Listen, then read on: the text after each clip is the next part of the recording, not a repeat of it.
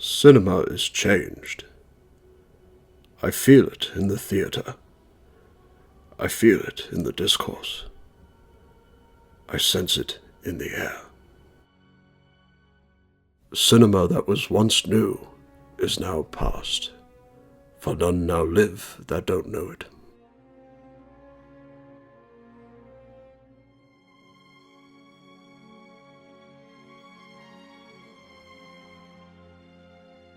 It began with the forging of the 3 books, the Fellowship of the Ring, the gateway into the fair world of Middle-earth, the 2 Towers, the dark chapter of growing doom and conflict, the return of the king, the triumphant conclusion, restoring peace and a new age to the literature of men. For within Tolkien's books was bound the rich character and world-building filmmakers could dream of. But they were all of them discouraged. A voice of the cynical mind rang out a dark truism. One series, unfilmable all. Into this statement was carved fear and trepidation. One by one, each attempt at translating these series fell to the power of this fear. But there were some who resisted. An alliance between an independent producer and a radical animator marched against this truism, and in the trenches of the waning New Hollywood, fought for the success of the Rings.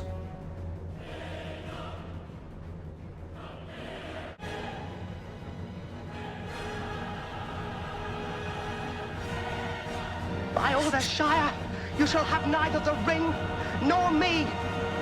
The valiant film saw release and brought surprising riches from audiences. But the hearts of studios are easily made hardened. A conclusion that should not have been forgotten was lost. Attempts became few. The truism became legend. And for 20 years, the Rings remained obscure to the common man. Soon rumor grew of a light from the west, whispers of a fearless plan, and the Rings perceived its time had now come. Something happened that the fearful truism did not intend. The Rings were reforged by the most unlikely filmmakers imaginable. A director, Peter Jackson of New Zealand, in company with his beloved partner Fran Walsh and unproven bard Philippa Boyens. The time would soon come when these 3 bold artists would shape the fortunes of all.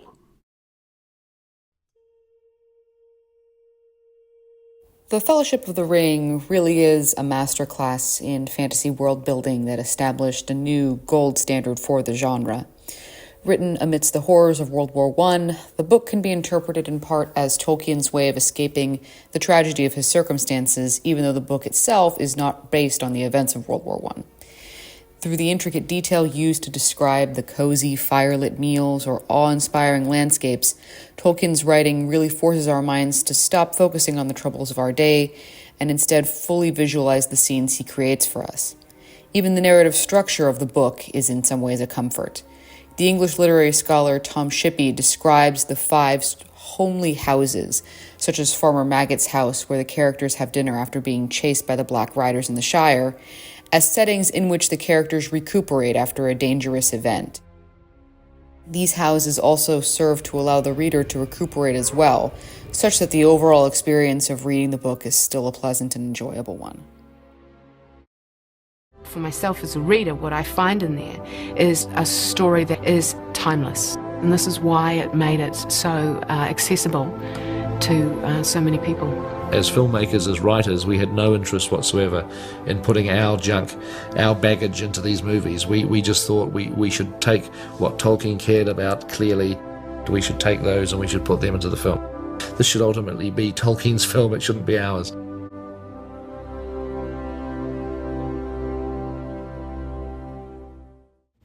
The journey of the Lord of the Rings to the big screen mirrors the story of the Fellowship of the Ring itself. A plucky band of heroes stepping into the unknown realm against forces that oppose them. Director Peter Jackson had finally obtained a level of Hollywood respectability after his Oscar-nominated screenplay for Heavenly Creatures, shared with Fran Walsh. They and unproven screenwriter Philippa Boyens sought to adapt Tolkien for live action, dedicating their writing and characters to the spirit and essence of the story. After much tribulation with studios regarding length and even the number of movies, New Line Cinema insisted on 3 films, which greatly relieved them. There would be a great deal of reshuffling events and the structure of some of Tolkien's books in order to give each film adaptation a more chronological flow and a greater filmic shape for the audience to follow. As the writing progressed, Jackson began to hire his creative heads and technical wizards. Leading the art department would be production designer Grant Major, who had just worked with Jackson on The Frighteners.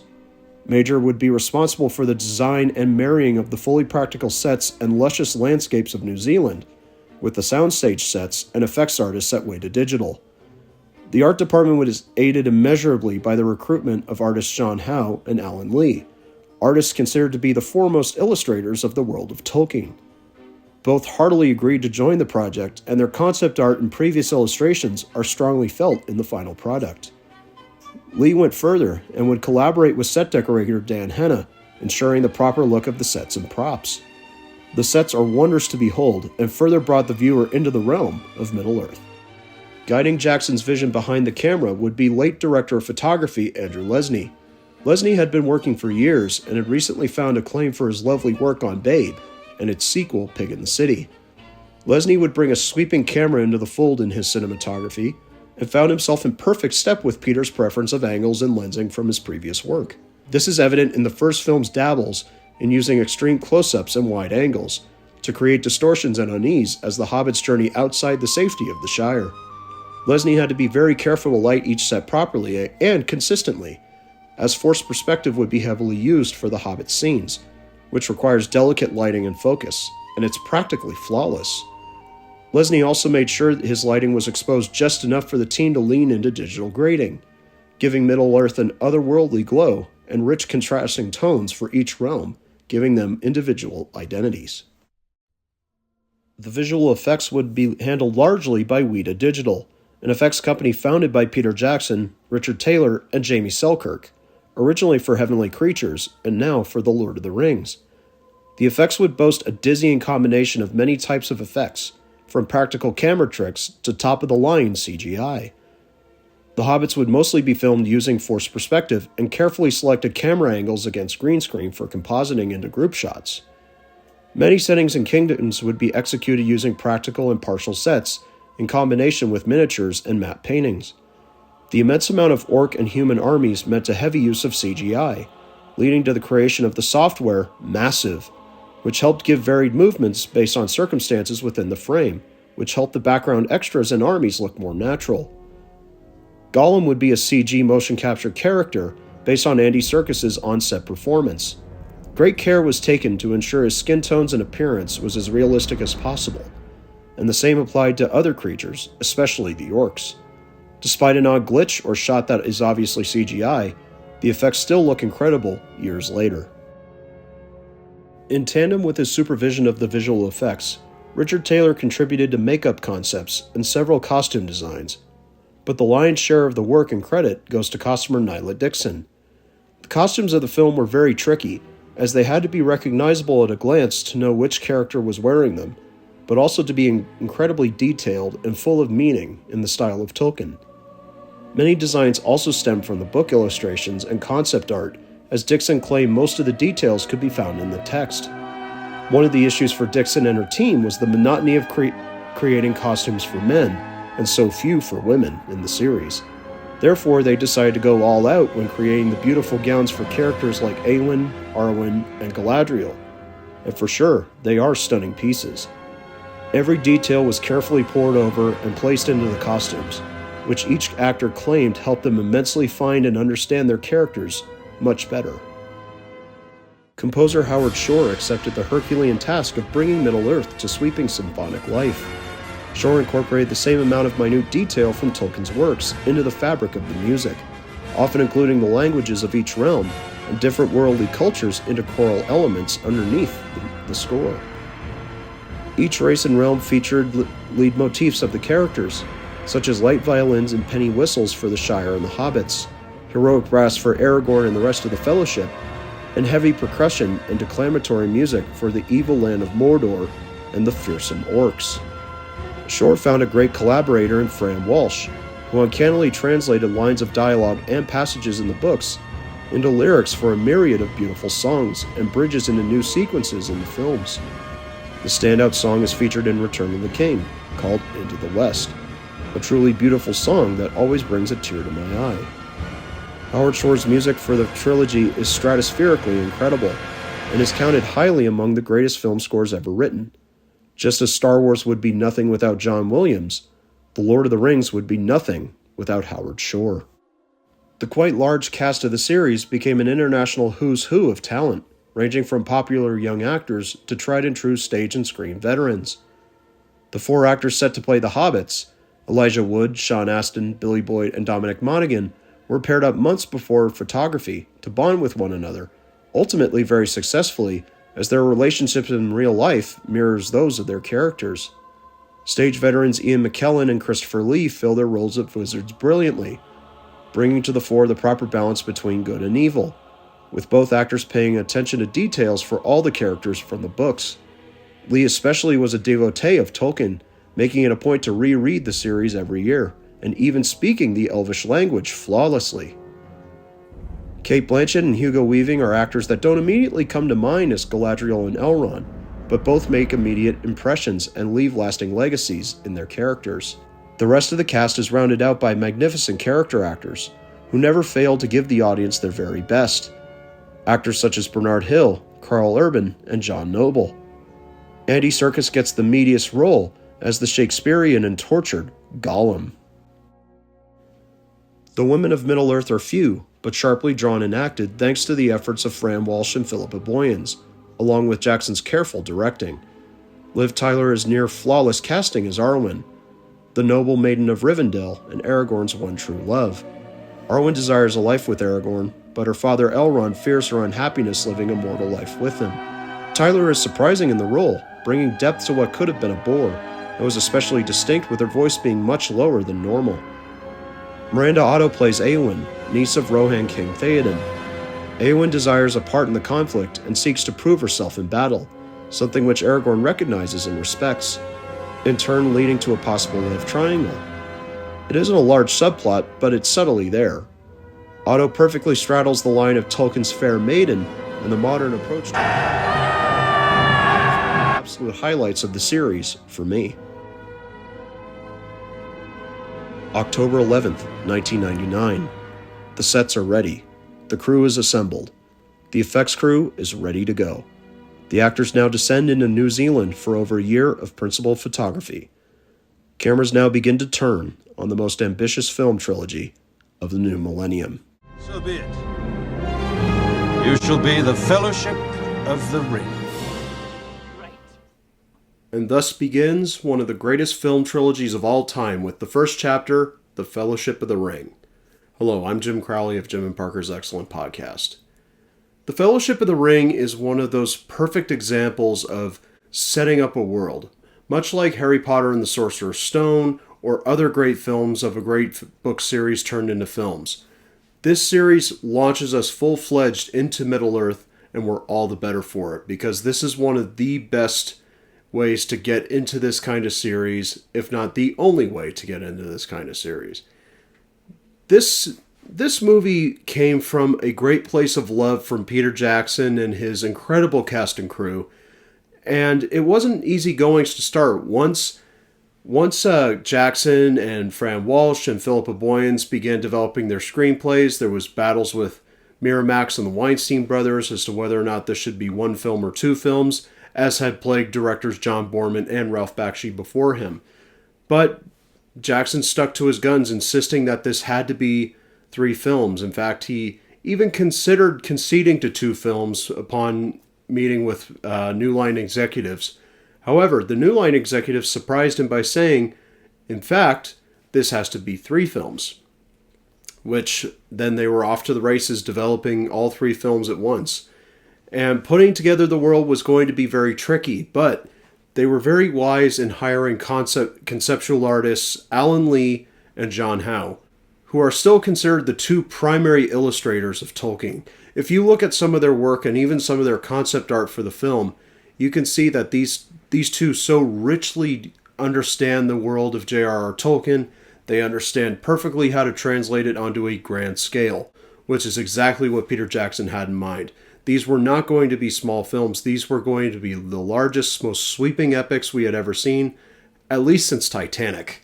Remember, these were being developed in the mid-90s when epics were considered a big gamble, and these were especially a gamble. I mean, think about this. Tolkien was more of a niche audience than what was coming out in theaters at the time, and yet here you have such a emphasis on fantasy, on the insistence of adapting all of the nitty-gritties of Tolkien, the language, the geography, the little details embedded into the paragraphs of the text itself. In fact, several chapter names are used in the dialogue, and they sound like some of the most natural phrases to ever be put into dialogue, frankly. And, of course, this film would not have succeeded had they not, in pre-production, determined what kind of balance there would be between old technology and new technology. There were some things that old technology simply couldn't do, such as Nazgul creatures and the vast sums of armies that populate Middle-earth. That simply was not feasible. That would have put the movies way over budget before they even shot a frame of film. And here, there is a beautiful balance between the old school practical effects and the new school CGI effects. And what do I mean by this is Jackson used the very basic concepts of forced perspective to personify the difference in scale between dwarves and hobbits and elves and trolls, using these very basic techniques of placing one character closer to the camera and one character further away from the camera. Just as they had done in old films like Walt Disney's Darby O'Gill and the Little People, for example, of how forced perspective could be used to tell a great story, using small characters like leprechauns, or in this case, like hobbits. Now, when we move away from all the technical objectives, what is there at the end of the day, and as we'll see in the videos coming up, is Tolkien, the world, the fellowship, the conflict with Sauron. This is a tried and true story of good versus evil. The ring comes to Frodo and his uncle Bilbo through no fault of their own, and it just happens to be the ring that could easily cost the people of Middle-earth their lives and would bring Sauron back to his former deathly glory, as they say. And already you have such a setup for a story that it's very easy to follow. Just like in the book, even though the book can get bogged down in details about language and geography and details on the walls that Tolkien loved to do, as an author is wont to do. However, here, what Jackson, Fran Walsh, and Philippa Boyens have done is to translate the purest essence of Tolkien and make it palatable for a screenplay. Because screenplays are very different from novels, and I think they knew going in immediately that there was going to have to be a lot of changes to make the film watchable. Because as we saw in our prologue, for decades, there was a truism in Hollywood that the Lord of the Rings series was unfilmable. You couldn't do it. Bakshi made a very valiant attempt when he produced his version in 1978, along with producer Saul Zaentz. The problem was trying to squeeze all that into one story was kind of a mistake, but then again, at the time, that was probably the best option they could have asked for, and then they would try to follow up with a sequel, which unfortunately never happened, and that was due to the fault of the studios not willing to invest that same amount of money into another version of Lord of the Rings when it didn't make the numbers that they were hoping for. And that going in was also a risk against Peter Jackson and his team. Was in those days, fantasy films were considered to be box office poison, especially after this boom that we had seen in the 80s, which resulted in films such as The Dark Crystal, Excalibur, Labyrinth was a major dud, the Conan films, and, of course, The Lord of the Rings. Now, the problem is it wasn't the fantasy that was the box office poison. It was kind of the lack of care with the screenplay or with the craftsmanship involved. Now, there was great craftsmanship involved in these films. Do not get me wrong on that. However, there's a clear derivative nature to several of those screenplays, which bring forward some very original imagery. However, they use cliches in not a particularly fun way, in which the audience tends to get bogged down and get bored. And I think Jackson very much had that on his mind. Plus, he was a very kind of kinetically strange filmmaker. If you watch Meet the Feebles and other films that he did, even including several of his touches in the very underrated dramatic film Heavenly Creatures, he's very smart about using his camera in a way that you never quite have to think about it. It already does the work for you in terms of connecting you to the world. And I think here, especially with Fellowship of the Ring, he and director of photography Andrew Lesnie, rest in peace, really captured the beauty of Middle-earth and showed that Middle-earth is this really lush, flourishing world. And these characters are so richly drawn that when they populate the world, they just seem to fit like a glove. There's no phoniness. There's no true Hollywoodization about these characters, except in the sense that when they were adapting the characters into their character arcs, which sometimes in Tolkien's stories could slip by the wayside, there was a greater emphasis on making each character recognizable. Now, not flanderizing the characters necessarily. This was simply to, for example, a great example of this is Merry and Pippin in the books are more or less indistinguishable from one another. You can hardly tell the two apart unless you literally read, Merry does this, Pippin says that. Whereas here in the film, Billy Boyd and Dominic Monaghan are very, very specific, detailed personalities. And that just goes for all the cast and crew, because Jackson and Philippa and Fran really involved them in the writing process, and they would read the books as well, and they would read through the multiple drafts of the screenplay, and they would pick up on several things and say, well, couldn't that work here? Could that work there? Which I think is just wonderful collaboration. And it really shows that not only was it behind the cast, not only was it behind the scenes with the production designers and the cinematographers and all that, it was also with the above-the-line talent and the cast who were really united on this vision. They really believed in what Peter was setting out to do, and they themselves wanted to give the best performance that they could in order to help him out. And I think that's so evident in scenes like, as you saw behind me earlier, the Council of Elrond, where all these rich personalities get together and try to figure out the common problem, but they're so sharply defined, and the actors bring so much energy to the roles that a very, very boring scene, or a scene that even Philippa Boyan's joke that she was very scared of to come back and write because of the very nature of the scene, people sitting around a table and discussing what to do.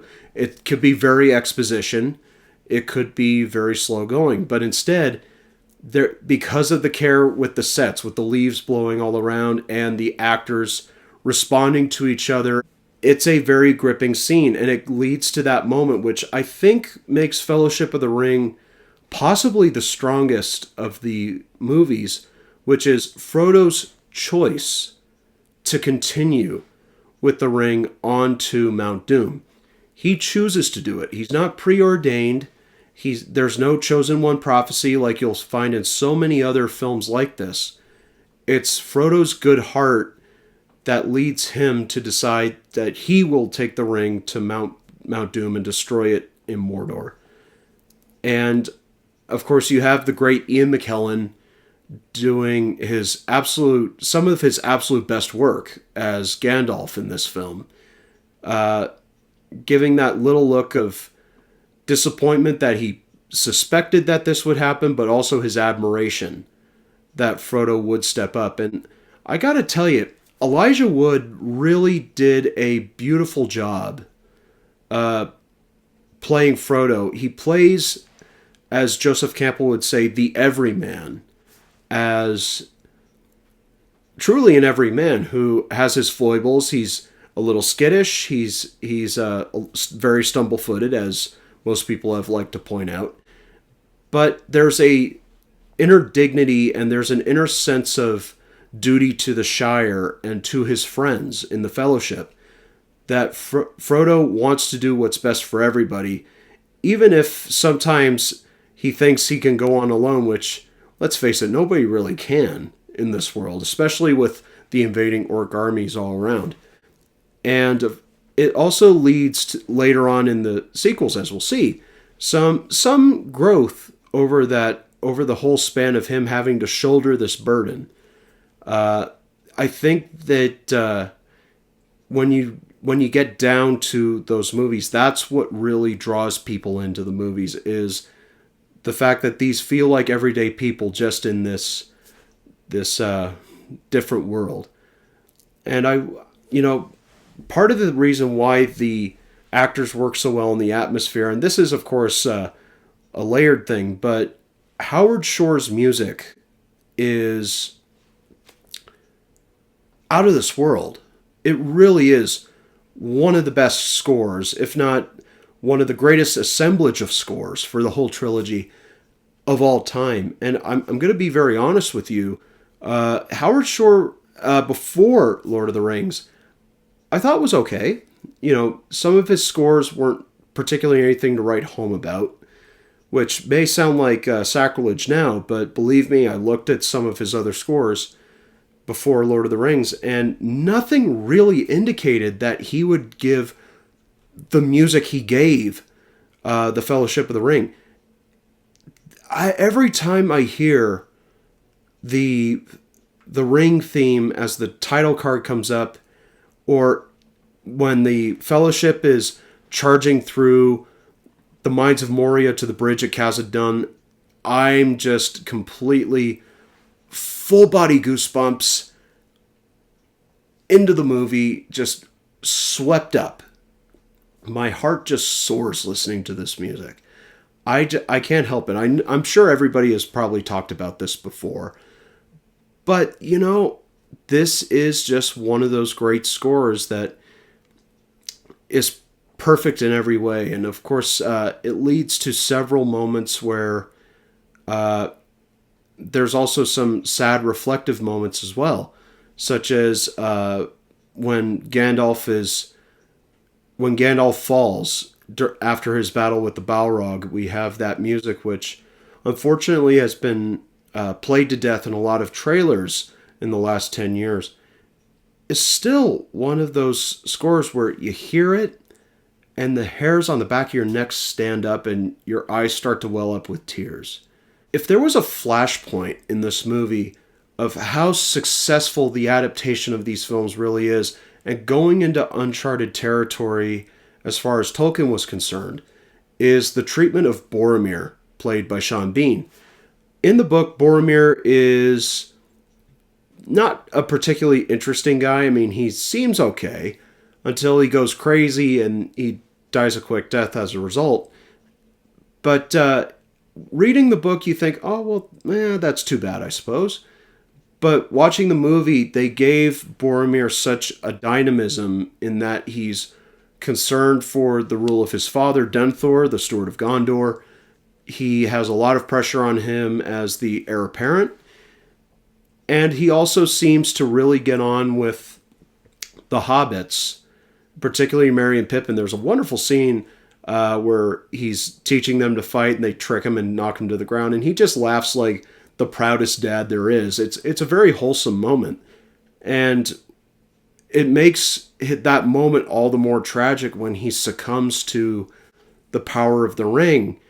And Bean is such a great actor. I love talking about him back during Bontober, but here it's one of those chances he gets to really show off what he can do. And that scene, that moment where he realizes what he's done, and you see that slow look of realization that he has betrayed Frodo, he's betrayed the Fellowship, and he just looks like a man destroyed. And that leads to that moment of redemption when he saves Merry and Pippin and warns Aragorn and the others.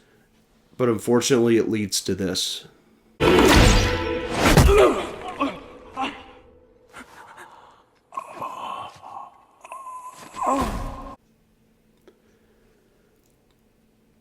And as part of his arc, he's always rejected the idea of Aragorn's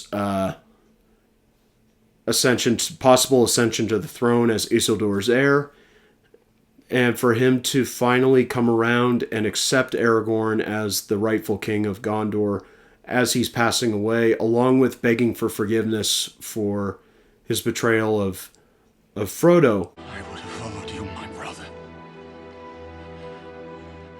My captain. My king. It's such a beautiful example of what these filmmakers were truly capable of adapting Tolkien, because Tolkien is considered a sacred text by scholars, and now, after these films have come out, by many cinema goers. But the fact that they were able to change and adapt to fit the movie, where in a movie you have to know a little bit more because you cannot read the information on the page. You have to glean from it. You have to get it from the dialogue, from the action, from the camera work. And he is I would say the tragic hero of the series, because it could have easily been a one-note character who, when he died, we thought, oh, exactly like I said in the book, like, oh, well, that's too bad. Well, moving on. To, oh, I didn't want this guy to die. I don't want any of these characters to die. They did their job. They made this a case where you don't want any of these characters to die, and it raises the stakes going forward. You think, oh dear, this is not going to end well for a lot of these characters, or I hope it ends better for these characters.